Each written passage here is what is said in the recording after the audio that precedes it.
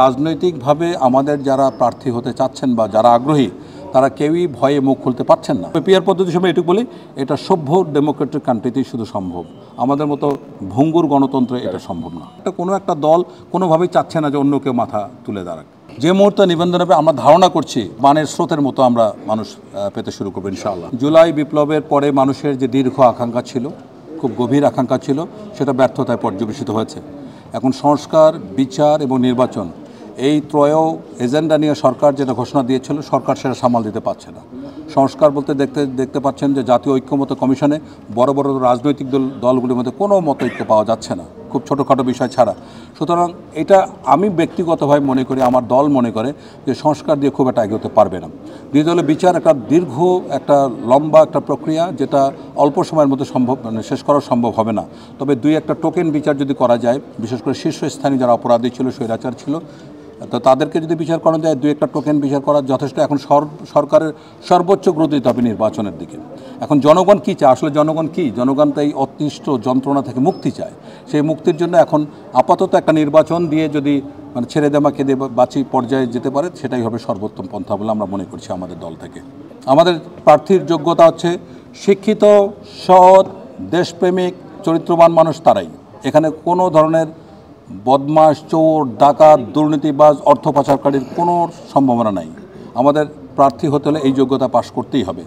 এখন কথা হলো যে রাজনৈতিকভাবে আমাদের যারা প্রার্থী হতে চাচ্ছেন বা যারা আগ্রহী তারা কেউই ভয়ে মুখ খুলতে পারছেন না। এখন একজন প্রার্থী যে নির্বাচন করতে চান, তিনি যদি এলাকায় যেতে না পারেন মামলার ভয়ে, তাহলে এখানে তাকে আমরা কিভাবে প্রচারিত। এখানে রংপুর জেলা বিভাগে বলেছি 12 থেকে 15 জন খুব শক্তিশালী প্রার্থী আছে, কিন্তু কেউই মঞ্চে আসতে চাচ্ছেন না।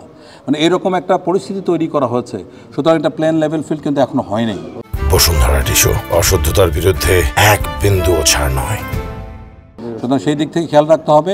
তবে আমরা আমাদের প্রার্থী সিলেকশনের ব্যাপারে কোনোভাবে কম্প্রোমাইজ করব না। আমাদের যে নৈতিক কমিটি আছে, তারা এত কঠোরভাবে এটা অনুসরণ করবেন যে সেখানে কোনো অযোগ্য, কোনো মূর্খ, কোনো অশিক্ষিত, কোনো দুর্নীতিবাজ, কোনো সন্ত্রাসী, চাঁদাবাজ, ডিগবাজি দেওয়া কোনো রাজনৈতিক মানুষের এখানে আমাদের জায়গা হবে না নেতৃত্বের ক্ষেত্রে। অনেকেই ভিতরে যোগাযোগ করছে।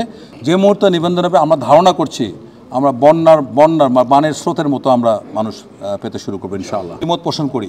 মামলা হচ্ছে যারা পতিত আওয়ামী লীগের খারাপ লোক, তারা কিন্তু সবার নামে মামলা, এবং তার কোনো ভালো মানুষ কিন্তু যারা আওয়ামী লীগ করেছেন তারা কিন্তু বাড়িতে আছেন। কিন্তু কথা হলো মামলার টার্গেট তো কোনো রাজনৈতিক ব্যক্তিত্ব না, মামলার টার্গেট হচ্ছে যার টাকা আছে তার কাছে।